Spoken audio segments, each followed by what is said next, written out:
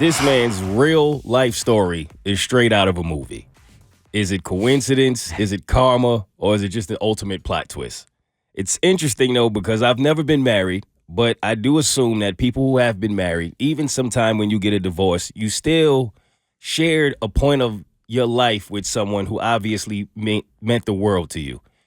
And it forces me to wonder that if you just happen to find yourself in a situation where you get a divorce, because they say timing is everything, and right after you get this divorce, you just happen to hit a $273 million jackpot. Ooh. And if you were in this guy's situation, would you consider reaching out to your ex? She's the just divorced wife whose ex-husband won $273 million in the lottery. Mike Mursky never had a steady job in their 15-year marriage. And when they divorced 5 months ago, she was ordered to pay him alimony.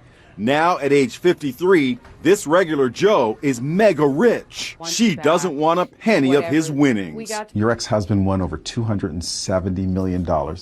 You were the breadwinner when you were married. You think you're entitled to any of that? The only thing that I would like to see is obviously termination of spousal support. Eileen says the lottery jackpot doesn't change the way she feels about Mike. The marriage did not end on a happy note. Now that you have money, it doesn't mean that I would want to come back. Mike reacted this way. $270 million does not make me appealing to her. That's what she said in the New York Post interview. And do you believe her? I don't care.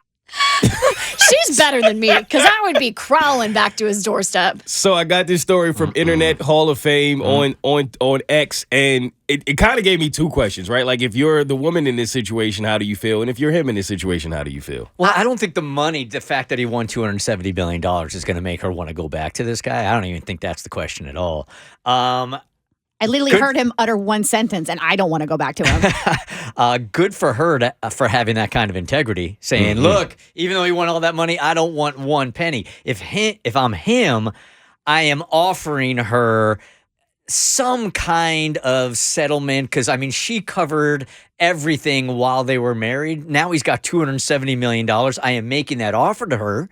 If she don't want to take it, part of me is pretty happy about that.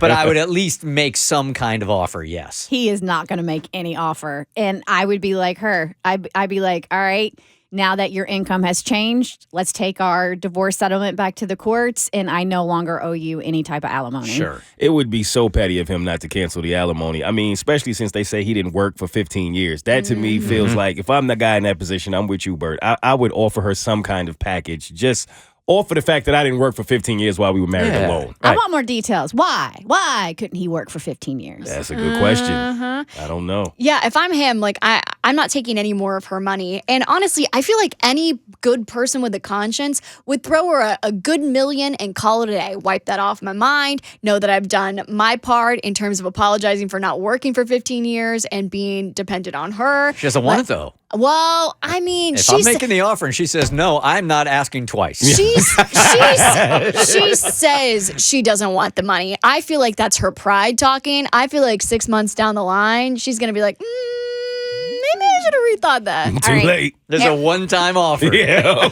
right, everybody, close your eyes and picture one of your exes in your head.